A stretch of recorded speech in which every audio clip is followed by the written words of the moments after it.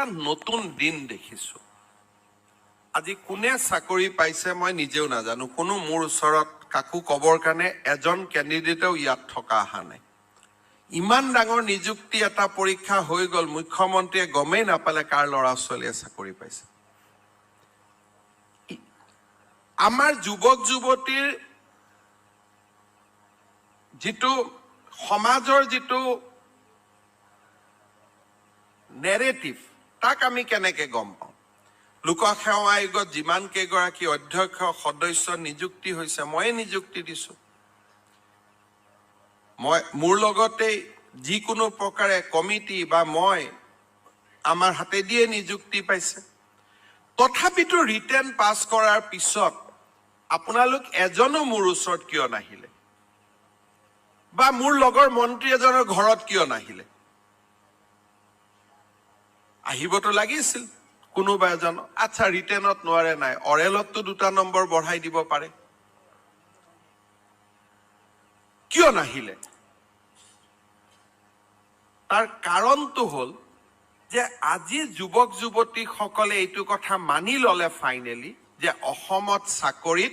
নেপোটিজিমো নহয় কৰাপশনো নহয় এই কথাটো আজি মানুহে মানি লল আৰু তাৰ উদাহৰণ আপোনালোক এতিয়া যদি মই কাৰোবাৰ দেউতাক মাকৰ নাম শুনো হয়তো মই জানিমু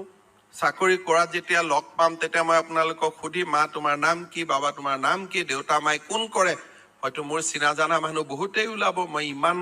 আজি 55 ইয়াৰ্ছৰ 10 বছৰ বাদ দি গুটে 11 মান বছৰৰ পৰাই মই সামাজিক জীৱনত আছো কাবাক চিনিও পাম কিন্তু কোনেও সাহসো নকৰিলে ওচৰত আহিবৰ কাৰণে কোনো মন্ত্ৰীৰ ওচৰত নগল কোনো এমএলএৰ ওচৰত নগল কাৰো ওচৰত নগল তাৰ মানে সমাজে ইমিডিয়েটলি ক্যাপচাৰ কৰি লয় যে কি চলি আছে আজি মানুহৰ মূৰত সোমাই গল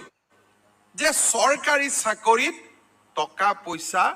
নহয় সৰকাৰি চাকৰিত কোনেও টকা পইচা নলয় এইটো মেসেজ আমি দিয়া মেসেজ আজি যদি ইয়াত ট্ৰান্সপাৰেন্সি হৈছে that is because of the politician because আমি সিদ্ধান্ত লৈছিলো যে আমি নেপোটিজম আৰু কৰাপশন কৰিব নিদিও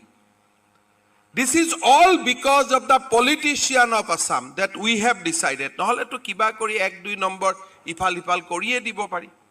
অৰেলত পোৱা নম্বৰটো দুটা এটা নম্বৰ বদলাই দিওতে কি অসুবিধা হৈছে political class of Assam has taken a very strong decision যে আমি শিক্ষক নিযুক্তিটো দুৰ্নীতি নকৰো আমি চাকৰিটো আমি কাকো নকওঁ ইমান ডাঙৰ এটা সাইলেন্ট ৰিভলিউশন থ্ৰু পলিটিশিয়ান ভাৰতৰ কোনো ৰাজ্যতে আজিলৈকে সম্ভৱ হোৱা নাই কোনো ৰাজ্যতে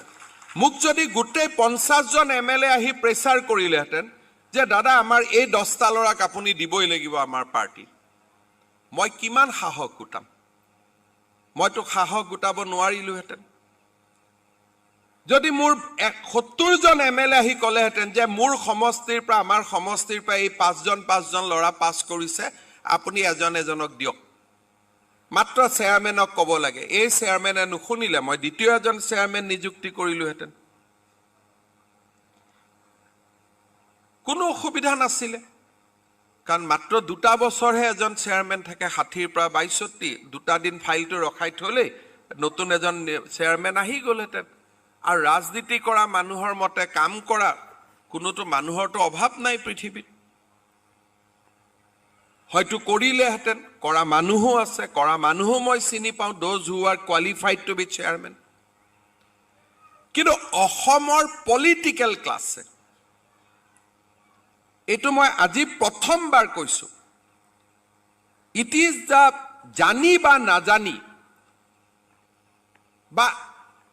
যিকোনো কাৰণতে হক অসমৰ পলিটিশিয়ান সকলে সিদ্ধান্ত ললে যে চাকৰি বাকৰিত আমি দুৰ্নীতি নকৰো শিক্ষকটো নকৰো গ্ৰেড 3 টো নকৰো গ্ৰেড 4 টো নকৰো এপিএসসি টো নকৰো এসসিএস টো নকৰো বহুতে পলিটিশিয়ান সকলক সন্দেহৰ চকুৰে চাই যে পলিটিশিয়ান মানে বেয়া কিন্তু অসমৰ প্ৰেক্ষাপটত ইমান ডাঙৰ নীৰৱ বিপ্লৱ কোনে সম্ভৱ কৰি তুলিলে অসমত ৰাজনীতি কৰা মানুহখিনি এতিয়া মই নেক্সট ষ্টেজত সুধিব খোজো আমি যদি নিযুক্তি নিকা কৰিব পাৰিলো ৰাজনীতি কৰা মানুহক